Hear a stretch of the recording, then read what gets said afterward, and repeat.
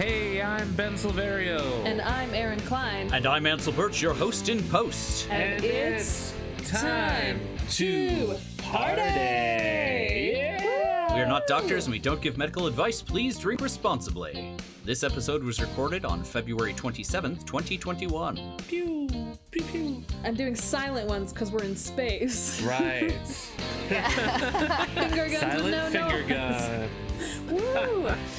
And joining us again for our second episode about Star Trek Generations is our very good friend, Stella Cheeks. Yay. Welcome, Stella. Hello, everybody.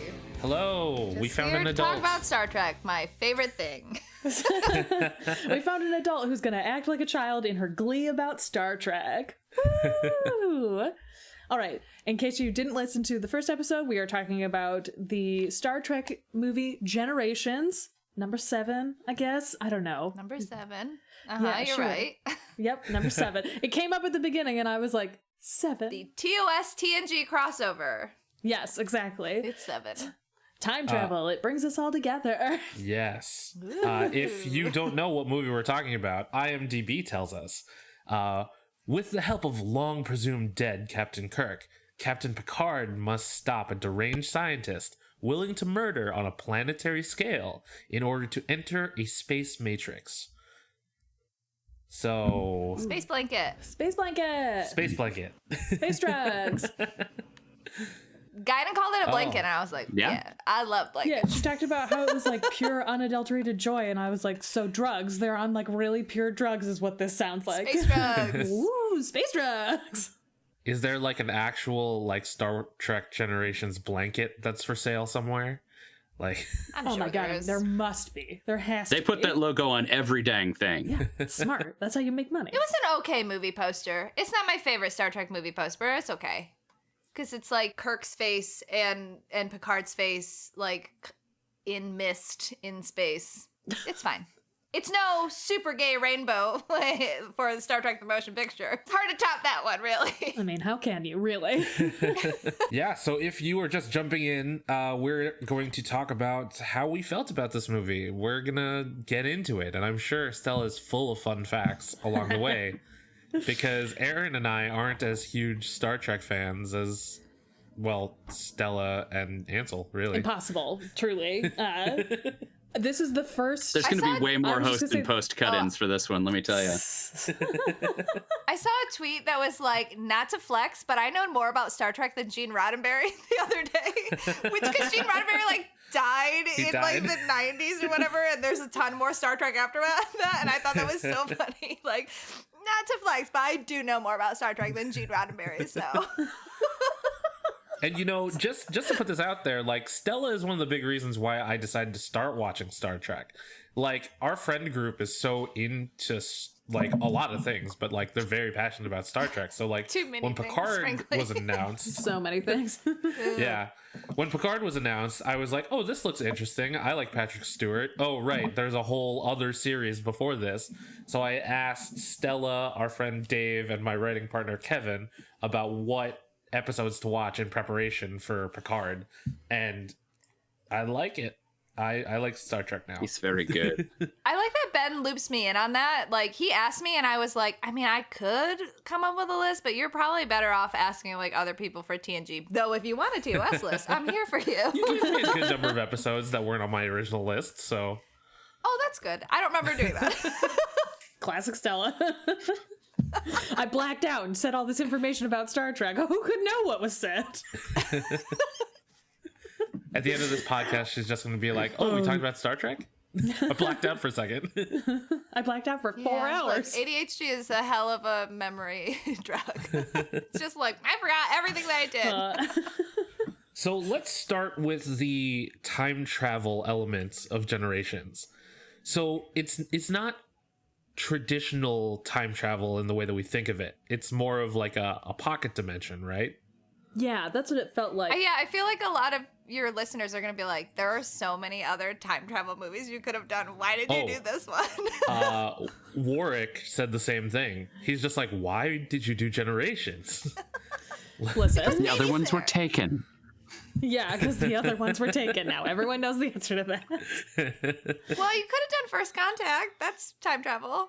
Yeah, I know. But I've seen First Contact with the hazy memory of this is very awkward and I'd rather watch something else. So I was excited to watch this.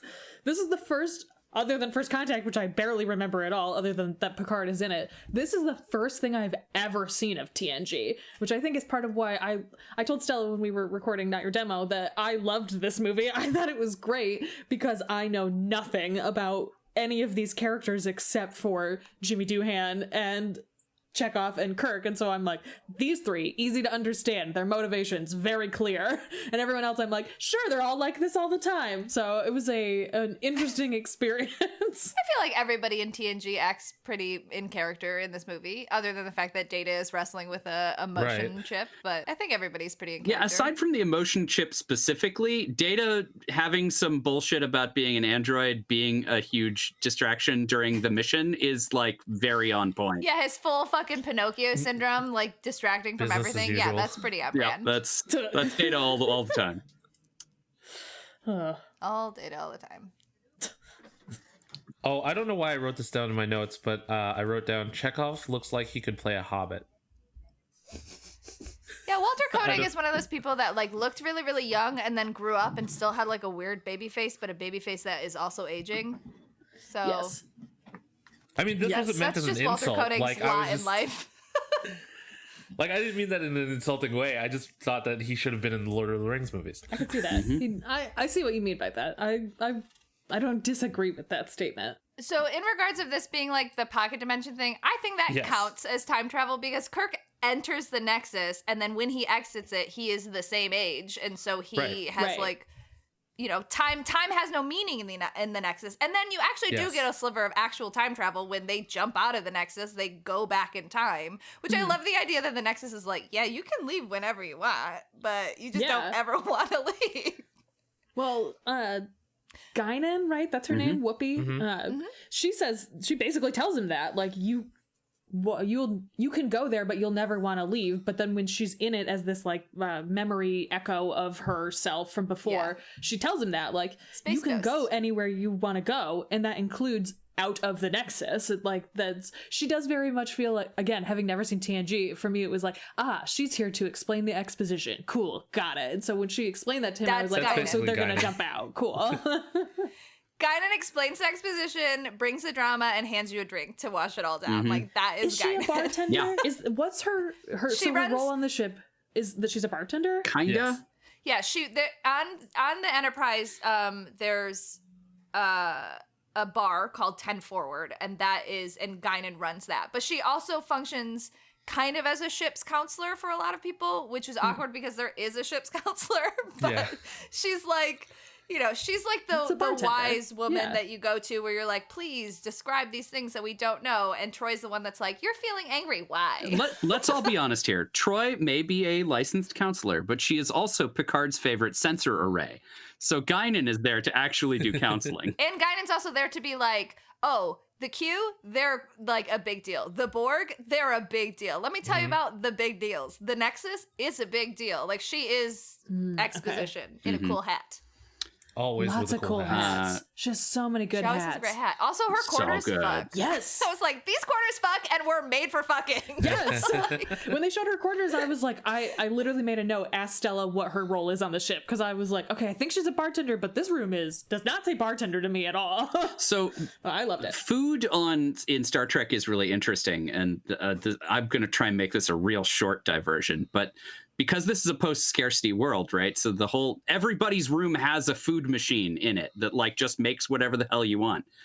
But it's not real food, right? It's replicator food. So you got a burrito, but it's like always slightly off, I guess. Whereas if you go to 10 Forward, that's like real food that was made out of food. And the drinks are real drinks that are made out of drinks. And so that's why they like get shipments of stuff in that is novel, as opposed to you pushed a button in your quarters and got whatever you wanted.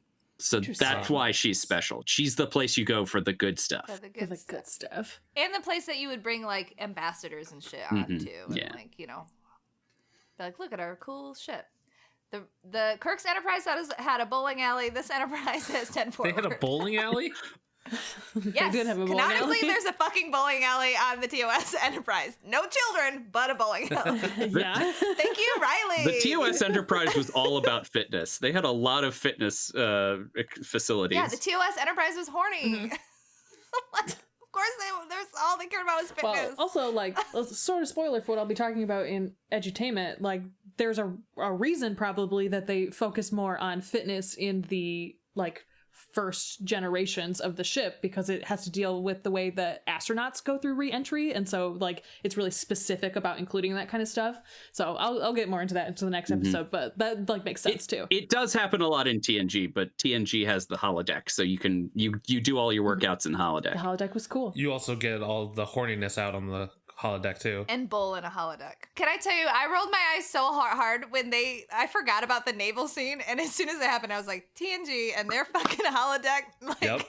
fantasies. I love a holodeck. I just want to throw myself into this ocean. Though, special shout out for Worf in those white pants. Get it, Michael Dorn. I don't know why, but I love holodeck episodes. They're just They're fun. I like the holodeck episodes that don't have to do with data, but most of them have to do with data. I did love the walking back from the holodeck in a crisis in full costume. They show up on the bridge and it's like very important and something important is happening. Yeah. And everybody's trying to be serious. It's the but best. you're in full naval costume. that Enterprise just has a costume closet. Like Yes. they have a costume department. Well, I mean, that your replicator can make you clothes. So you can be like, computer, replicate me a 1878 naval uniform, please. Ah. Right, here are my measurements. You already know it. And then it's not wasteful, too, because then you can put it back into the, like, replicator and it will, like, break it all down and stuff and reuse it. That's cool. Replicators fuck. We don't have one. We should have them. They're cool. Also, Ansel, as another Star Trek fan, did you notice that Tuvok is 100% on the bridge of the Enterprise in the beginning? Oh, hell yeah. I was like, is that Tuvok? That's Tuvok as a human. I would recognize that handsome-ass man anywhere. Anyways, Star Trek. Back to talking about the time travel. This movie didn't get, like, very high ratings. Like, people didn't like it that much. And they were like, it's just, like, 3 boring episodes smushed together, which is, like, a lot of Star Trek is just kind of boring, but also cool. Like, just get over it. Not everything has to be like First Contact where things blow up. First Contact is super Things cool, blow up but in like this movie. There's 2 huge explosions in this movie. exactly. Thank you. But some people were like, why did the Nexus like just drop them off right like moments before this fucking like rocket went off? Why didn't it drop them off in like way in the past where they could just like fucking fuck up Soren or whatever? And so like the lame answer that writers would give, they were like, because Kirk and Picard are really good captains and they didn't want to mess up the timeline. But I think the not lame answer is that the Nexus is a petty bitch and was like, you want to leave? Fine. I'll give you 1 minute before you got here. Go. Yeah. Yeah, I'll see you in a minute. You'll be back. I like the idea of the Nexus being a petty bitch instead. I mean, it is kind of a petty bitch. It's like, oh, look, your fantasy. You just get to chop wood for 80 Also, years. like, his fantasy, the place that he winds up, he walks into this room thinking he literally says, it's gonna be different. It's gonna be better this time. And then, like, you don't actually get to live that out. It doesn't seem like Picard has a fake family that he recognizes as fake. And so he, like, splits away from that. But Kirk is reliving his real moments that aren't happy. Like, it's bizarre that that's what Kirk chose to be in the Nexus. Like, it's just so strange. Yeah, it's very bizarre. I couldn't get over that. There are like several fan-in type reasons for that. I think timeline-wise, this idea of Kirk leaving Starfleet and then coming back, it probably falls between the first movie and the second movie, where like the first movie, Kirk is still a captain, but he's like handing off the mantle and Spock has left. And then Spock comes back and is like, hi, here to save the day. Also, like, I literally heard your love call from half a universe away, but like, it's fine. They're not gay, whatever.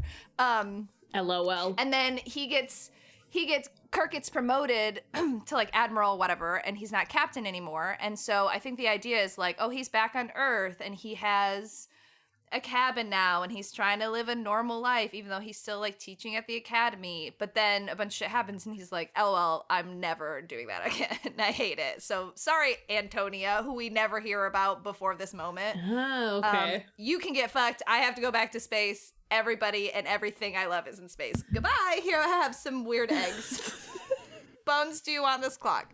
I don't know why she didn't bother to come with him. Like, do you want to come hang out on this space yacht? It's always blowing up, but it's real cool. Well, technically in their timeline, they don't have families on their ships. Oh, that's right. In TOS, timeline, they don't have families on their ships. Also, I mean, if we think about Kirk and his relationship, so if we think about like Dr. Janice Lecter from God, what is that? Turnabout Intruder. Yeah. So we think about like the episode Turnabout Intruder where we meet Kirk's old girlfriend and the whole plot of that movie is he literally chose being a Starfleet captain over like their relationship. That is a canon thing that he does. So that makes sense character-wise. He was like, nah, this is not fun. I'm going back to space. Goodbye.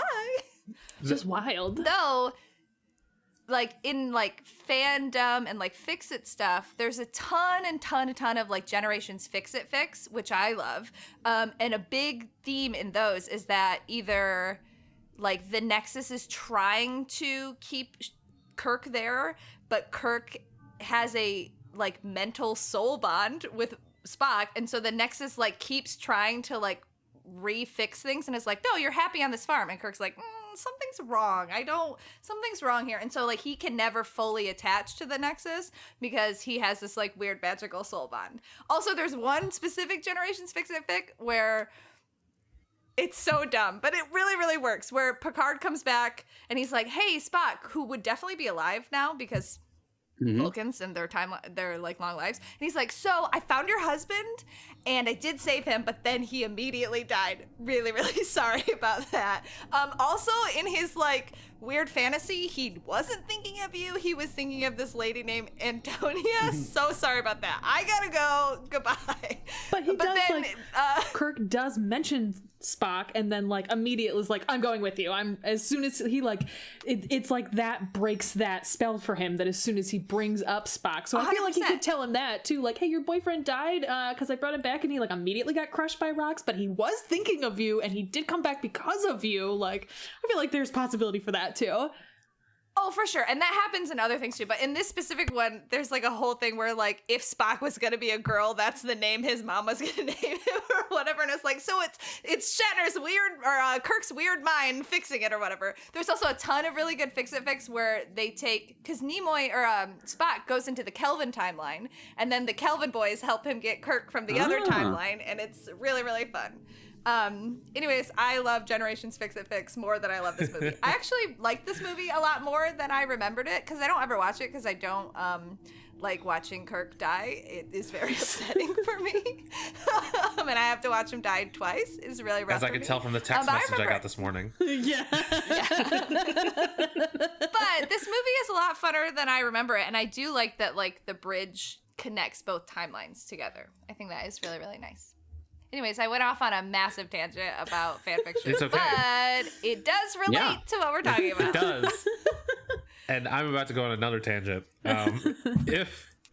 If you entered the Nexus, what do you think you would be doing? It's stuff from your actual life? Because that's what I found confusing. Like, Picard's was immediately... It's whatever you find...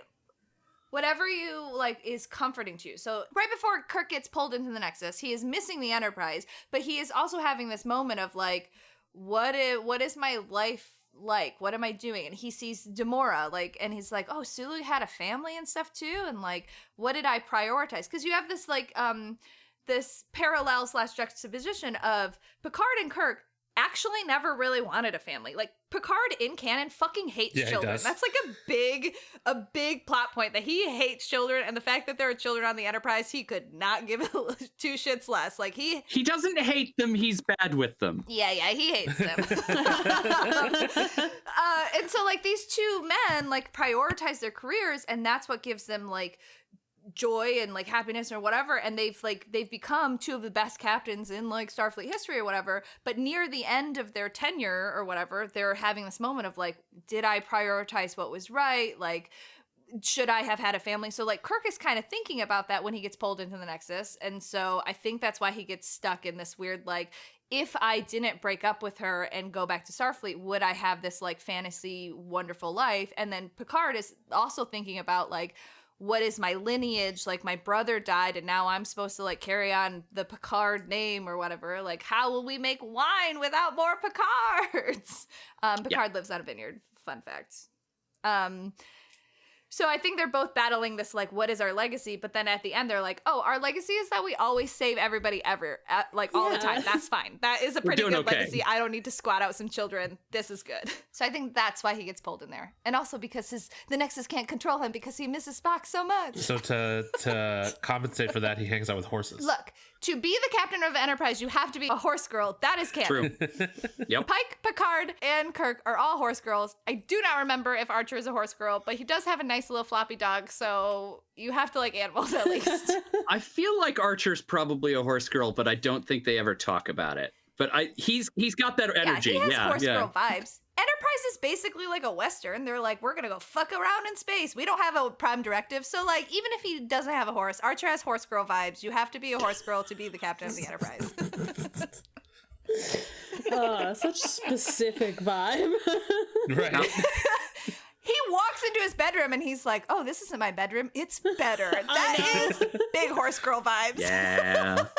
I'm like, is Antonia a horse? Right? Like, I thought I was going to walk into this room and present this woman with eggs and tell her I'm not going to Starfleet and we're going to remain together forever. But I walked through the door and it's horses and that's better. Like, that got me. I was like, you don't give a shit about this woman. You don't have to have hard conversations with horses. Nope. It takes Kirk all of 5 minutes after he realizes that it's a fantasy. He was like, no, I deserve this. I can live in a fantasy. And then he's like, but I don't want to live in a fantasy, and I miss my friends, and that woman is a part of my past. Okay, let's leave. It takes him like 5 minutes to get over it. He's like, yeah, that was a shitty plan. He just like walks in a circle on his horse around Picard several times. That should have been one of our drinking rules. Take a drink every time Kirk circles Picard on his horse, because it happens a lot in a very short amount William of time. Shatner. But it's like while he's Also thinking, a horse he's girl. circling. Oh, of course. Shatner and Kirk William Shatner is 100%. meld a lot. So that's actually Shatner on that horse because he's like, yeah. I may be old, but I am a horse girl. I got this. Also, I just love the idea of that, like, Shatner is, like, chopping this wood because he was like, you know what would be good? I just, like, who knows if that was written in the thing, but in my head, Shatner was like, I want to show off my old man muscles. I'm going to chop this wood. I mean, so much of TOS was just Shatner being a beefcake. So, like... Yeah. Baby is a beefcake. Baby is a beefcake. Baby is... Oh, for those of you who don't know, I call Captain Kirk Baby. All right. He's baby. I guess. I just keep saying baby.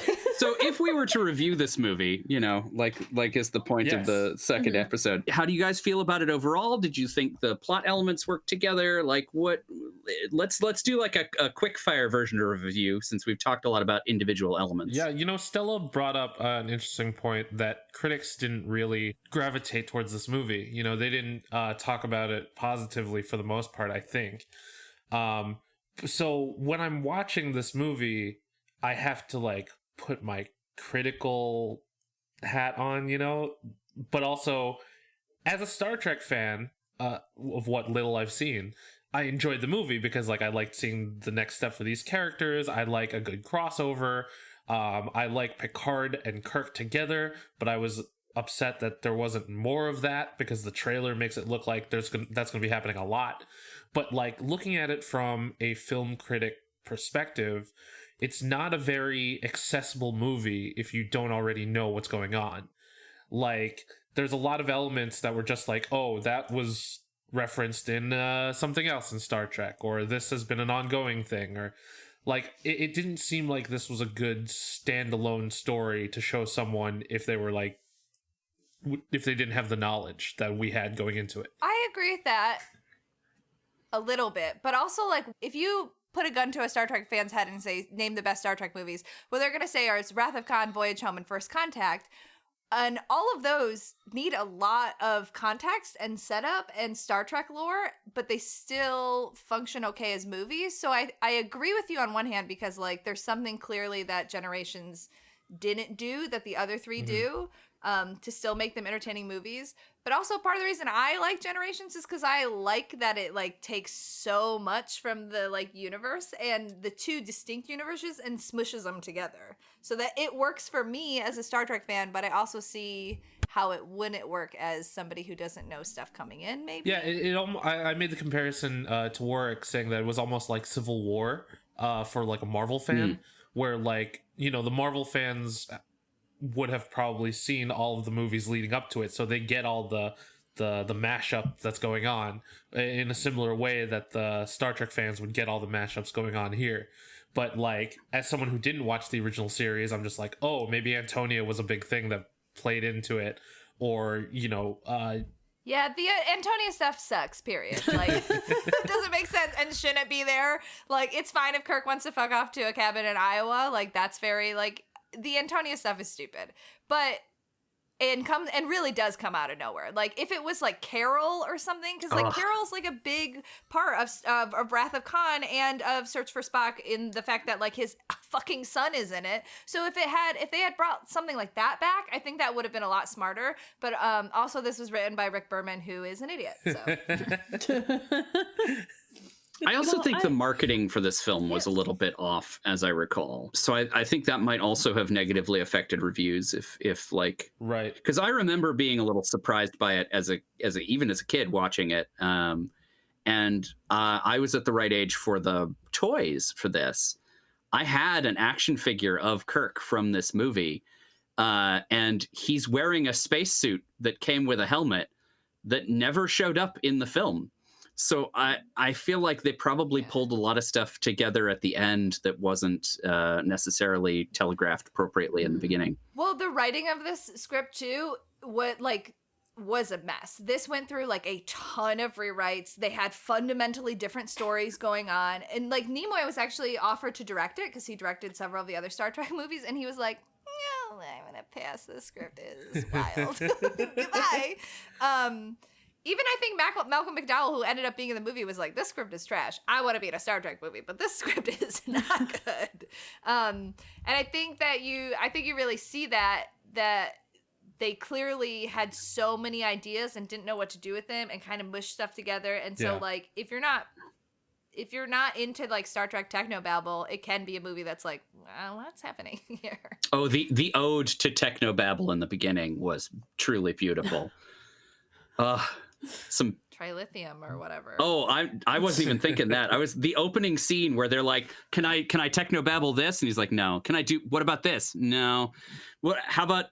Oh yeah, and Tuesday. Scotty's like, "Can I do this?" And they're like, "Well, we don't have the torpedoes." Yep. Tuesday. Let me guess. Tuesday.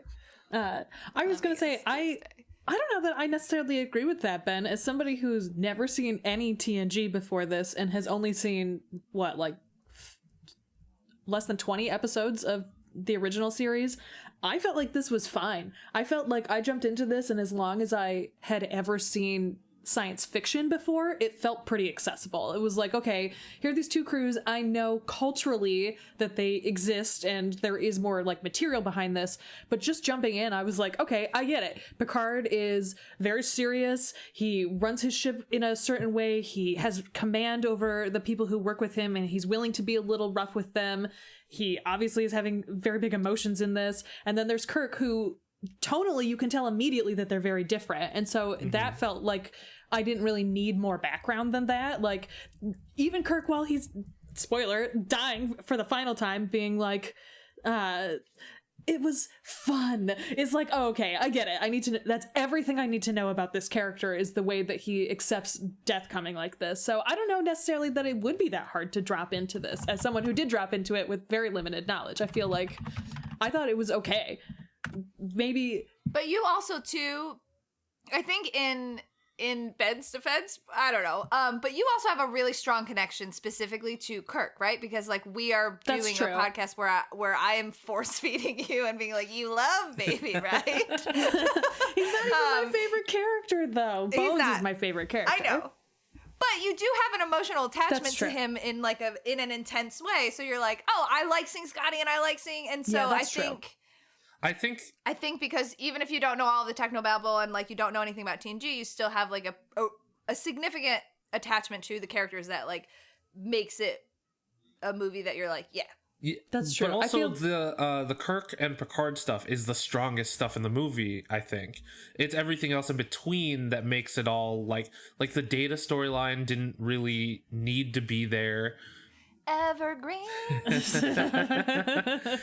Like as a Star Trek fan who almost like basically only watched Next Generation, like I liked seeing the Duras sisters like pop up and like Hell yeah. We need to like pour one out for the Duras sisters. That was Yes. fucking dope. I love that they brought them back. And also they give them a death of honor. They died in battle. Good for the Duras sisters. exactly. Are we talking about the Klingons? Is that what Yeah. who Yes. those people are? Yeah. I fucking The loved hot Klingons. all of that. Okay, I have Yeah. a question. Klingons. I wrote it down in bold because I was like, I need somebody to answer this who actually knows the answer. Are the Klingons actually a serious threat ever, or are they always big dorks? Because in this, they just feel like kind of like the comedy element of this movie where I'm taking them seriously in that I do believe they want to murder everyone on this ship, but it does feel inevitable that of course they're going to die. So how off is that as someone who has no knowledge of the Klingons other than TOS, where they do not look like the Ridgy boys who are in this? There is a The very Ridgy Boys. Return of the Ridgy Boys. there is a very complicated and unnecessary retcon for that. The answer to your question is yes.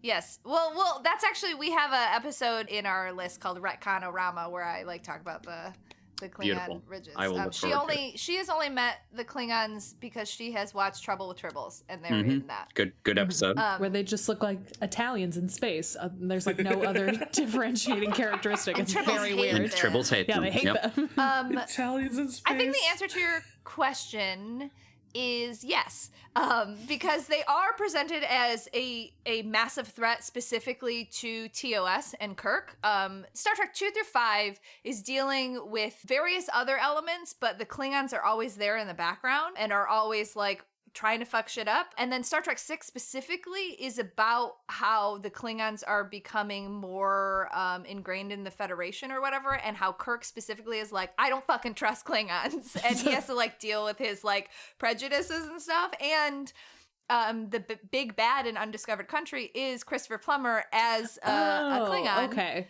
I've seen images of that, but have never seen that movie, obviously. Right.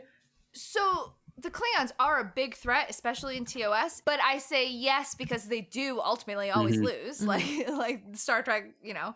But then in TNG, we get more sides of Klingons other than just like, hey, these are, you know, warriors in space. So we get Worf being like a Klingon who was raised on Earth, and then we see his like super hot mate too, and like so we get to see like their like how Klingons love and some of their like rituals, and then we get introduced to ridiculous characters like the Duras sisters who are like kind of goofballs, but they're also like not really a part of the Klingon Empire.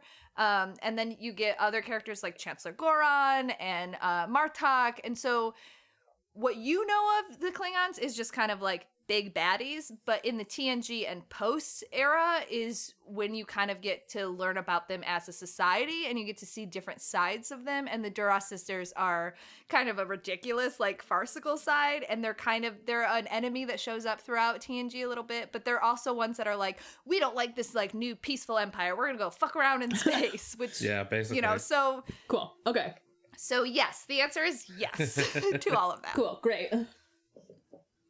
Was that a That's exactly what I needed to know. explanation, Ansel? Yeah, that seems very fair to me. Yeah, like they're scary in the way that a villain that you know is going to lose can be scary.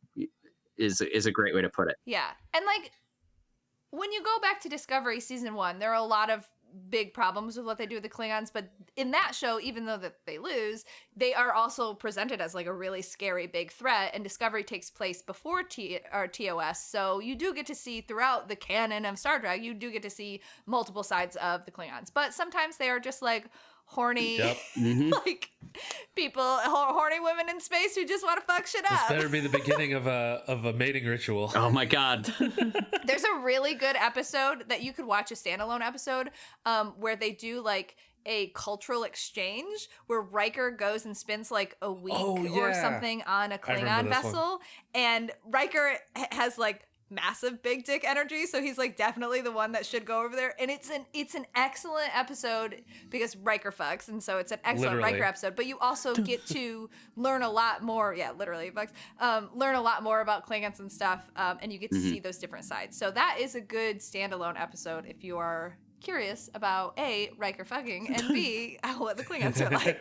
Fantastic. We're at that point where we have to wonder, is Star Trek Generations worth our time? Aaron, what do you think? I think yes. I really enjoyed watching this. Sometimes when we watch movies for this, for Time to Party, I'll take a lot of notes, which I did for this because I'm used to doing that for X-Treks, like being able to watch Star Trek and take notes. I've gotten pretty good at that and learning like when I need to be paying attention and what's exposition and technobabble sometimes. I really liked this. I found it really engaging, and so I like for Palm Springs, which we talked about earlier in the last episode, I found I was just watching it. I was like engrossed because I was interested in these characters I had never seen because I didn't know TNG, and these characters that I already knew and loved from TOS. So yeah, I feel like a lot of it has, like, even the graphics I feel like have held up very well for what this was 1997, right? This was 1994. Oh, 1994. So I feel like the graphics have held up very well, even though it's already been decades since then. Like, I still found the ship separation really cool, and like I thought the explosions looked really good, even for how much time has passed and how much better the technology has gotten for that kind of stuff. And like, it was really dark in lots of places, but I did enjoy the like back and forth emotional roller coaster of it, and I thought that Shatner was great in this. I really enjoyed, because Shatner's actually a really good actor. Shatner was great in this. Like him as old Kirk, I've never seen that before, and I really enjoyed that. I love Patrick Stewart, and I know him culturally as Picard, but I've never seen anything other than First Contact, which again we should just count as a wash because I barely remember it all. Like I dropped into this movie knowing very little about it and really enjoyed it. And I think the time travel mechanism is really interesting. I think it's bizarre. I think that this like weird pocket dimension is strange, but I do like the idea that you can like move forwards and backwards in time. It's fluid. It kind of reminds me of oh my god, what are they called? The aliens in Slaughterhouse-5, where Kilgore Trout's the one who wrote the novel in that novel. The aliens in that see time like as a ribbon. It's fourth dimensional. You know everything that has happened and everything that's going to happen because it all happens simultaneously, because that's how time works. And it feels like that's how the time ribbon works. And so but as a human or a conscious humanoid like entity, you can like move back and forth within it because you can't exist at all moments inside of it. So I found that really interesting. So yeah, all of that to say, yes, I think it is worth your time. I think it's really, if you like Star Trek, I feel like it is probably a harder watch because it's apparently not one of the better Star Trek movies. But if you've never seen a Star Trek movie, I think it's fun, and I think that you would enjoy it even if the only thing you need to know is that you need to like Captain Kirk even a little bit. Like, that's it. Well, yeah, if you participate in Kirk drift, you're not gonna like this movie. But if you like Captain Kirk, you'll like it. so I mean, as the Star Trek fan here, Stella, like, how worth a Star Trek fan's time is Generations? Okay, so like I said, I haven't watched Generations in a really long time. It's not one I go to because I don't like to see baby die. But I honestly going into it, I was like, oh, I gotta watch Generations. And then I was watching it and I was like, oh wait, this movie is actually like really nice. Like, there are some dark shit happening, but like, I think everyone acts like in character, which is great, because sometimes there are movies where you're like, why are you doing this? This doesn't make any sense. Everyone acts within character. The stuff between Kirk and Picard is great. Also, like, I am a Star Trek V apologist. I think it's an excellent movie. And there's a whole part of Star Trek V where like Kirk is like, well, I'm not gonna die because I'm gonna die alone, and I was always with you guys. And the fact that he like dies alone in the beginning is like very heart-wrenching to me. But the fact that when he actually dies, he doesn't die alone, he dies with Picard, and it's like this passing of the baton is really, really beautiful and a nice little bow. And Star Trek V is a good movie. I don't care what anyone has to say. I do think that if you don't like Star Trek, or if you don't have a lot of experience with Star Trek, it probably is a harder movie to watch. There are better gateway movies.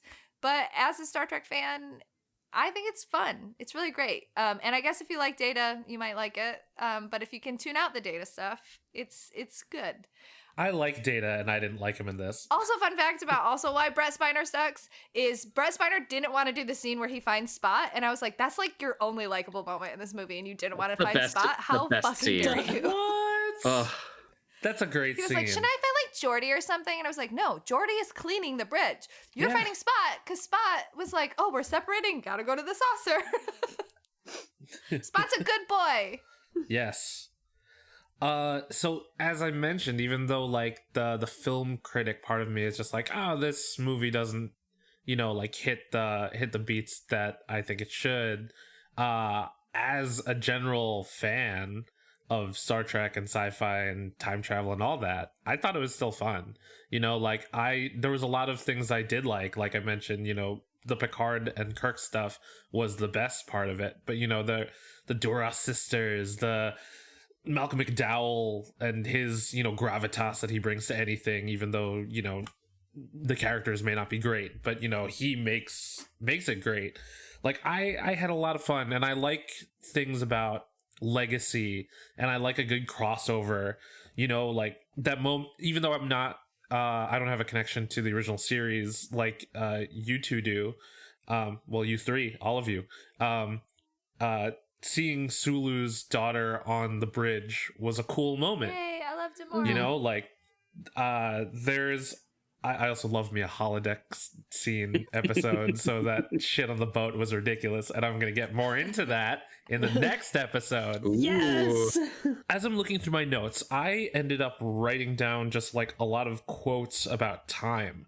This may have just been like a residual side effect of it having been my birthday recently, and like thinking about like, my time here and like what I'm doing, and I'm just, I don't know, I'm unemployed right now and I sit around thinking about this crazy shit. So like, time is a companion that goes with us on the journey. I wrote that down too. That's a really, really good line. Right. And then I wrote the first part where I was like, time is hunting us all down. Well, I also wrote down time is the fire in which we burn. Mm-hmm. That's good. Malcolm McDowell's like lines are almost entirely amazing. Yes, exactly. He was very good. Yeah, so you guys even ever though noticed that Malcolm McDowell kind of also looks like Benedict Cumberbatch? They have very similar faces. I have noticed that. Also, Malcolm McDowell is Julian Bashir's uncle. The actor, not the character. What? Fun fact about Malcolm McDowell. But yeah, he looks a lot like Benedict Cumberbatch in his face. Also, just as a quick aside, immediately recognizable as the villain. Having no idea what was going on in this movie, the moment he appeared, I was like, that's the bad guy. Not all Sorens. The fact that he was named Soren, I was like, this is the name of the worst character in the worst book I've ever read, so I know he's bad. So that was a moment for me as well. I'm sorry, why were you going to say Ben? I mean, like, some people just have those faces, like Michael Shannon. Like, I watched Knives Out for the first time last night, and I'm just like, is Michael Shannon ever a babyface? Like, he's always a heel. No. Not ever. But he does it so well. Just like Malcolm McDowell. He's just real good at it, yeah. Yeah. And just like how Generations is real good at like having fun moments, I think. And that makes it worth going back and revisiting, I think. I think it lives up to the title. It lives up to the title, Star Trek Generations. It literally shows you multiple generations, from like the Kirk stuff to Demora and like Alan Ruck stuff, and then the Picard stuff. And then honestly, if you think about, like, I think that this is a movie that you should watch before you watch Picard, because Picard, I think it sets up his shit that goes on in Picard really, really well. Also, the fact that he's like, my ancestors settled the Martian colonies, I thought was a fun little call out. I like that. But let's go come back. It does. Yeah, right. I love watching old stuff that has ripple effects. Like when Spock in TOS is like, oh, I don't believe in angels, and like that makes my like brain melt because, discovery stuff. But anyways, I think, see, Ansel gets it. But I think that this movie lives up to the title, and also like sets up a lot of stuff going forward. And this was filmed in the 7th season of TNG, which is the final season, and when stuff like DS9 and Voyager was like picking up, and like that is the next generation of, you know, Star Trek. So I think that the idea that this bridges gaps, and then we're also in a timeline where like Deep Space Nine and Voyager and Enterprise and Discovery comes later, I think that that lives up to its name. Yeah. So watch Star Trek Generations, party people. Mhm. Yeah. It's Even what we're if you getting think at. you didn't like it the first time you saw it, you should rewatch it. It is fun. And also, like, use our smoking and drinking guide, and then you'll get nice and wasted, and then you can be Yes. like, actually, this movie rules. Horses? Who knew? Who knew? That's what we need in our sci-fi. More horses. Fuck yeah, dude. I do not Horses in like space. horses. There are a lot I of am not a horses in horse Star girl. Trek. I could never be captain of the Enterprise because I am not a horse girl, but it is cool to watch people be good at them. I hate horses, but I like horses in space. More horses in space. Yeah. That's why Firefly was so good. All right. right. Well, I think that does it for our review of Star Trek Generations. Thanks Yes. for joining us, kids. Absolutely. Thanks, guys. You can find us on the internet. I'm on Instagram at NYDurgency. On Instagram and Twitter, I am at bsilverio20. I'm on Twitter at Stella_Cheeks. I'm on Instagram at The Indecisionist and on Twitter at Indecisionist. This has been an Indecisionist production. Special thanks to Marlon Longett of Marlon and the Shakes for our theme song, and to April Moralba for our podcast art. And if you want to hear more Star Trek talk and X-Files talk, ladies, why don't you plug the other cool things that you do? Go listen to X-Trex Pod. It's where we talk about Star Trek and X-Files, and it's immensely horny and fun. You can find it anywhere podcasts are found. And you can follow us on Twitter at X-Trex Pod. It's great. That should be on the t-shirt for X-Trex. Immensely horny and fun. You know, the brand. The brand. Yeah. You can also participate in the conversation with us by using the hashtag #Time2Party. That's time, the number 2 party. Yeah, so until next time, when we come back with our edutainment episode. Ooh, Yeah, you know favorite. you want to come back for that. it's the best. We're gonna take a nice, lazy, like, layout in the nice Chicago weather, since it's all thawing out now, and creating a lazy spring. river. Oh. Yes, join us as we edutain you by talking about Star Trek Generations, kind of. Edutain you in space. Yeah, in space. Until then, be excellent to each other. And party on, dudes. Yeah. Silent air guitar in space. Stand up. Yeah, Stella! See, Stella's getting into it. Reluctantly playing space air guitar. Okay. It's a lute. Who cares? Yeah. Yeah, it's a theremin. Oh, okay. Fair.